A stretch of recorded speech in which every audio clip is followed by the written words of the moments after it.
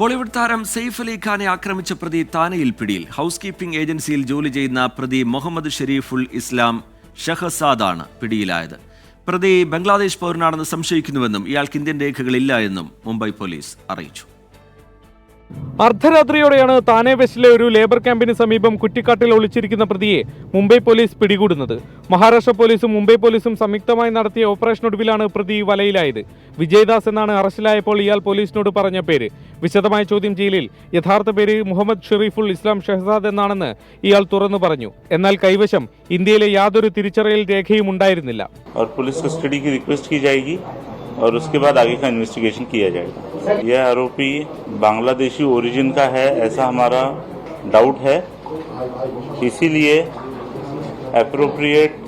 इस केस में appropriate sections की वार की गई है और उस हिसाब से आगे का इन्वेस्टिगेशन किया जा रहा है. 6 മാസം മുമ്പാണ് ഇയാൾ ആദ്യമായി മുംബൈയിലെത്തുന്നത്.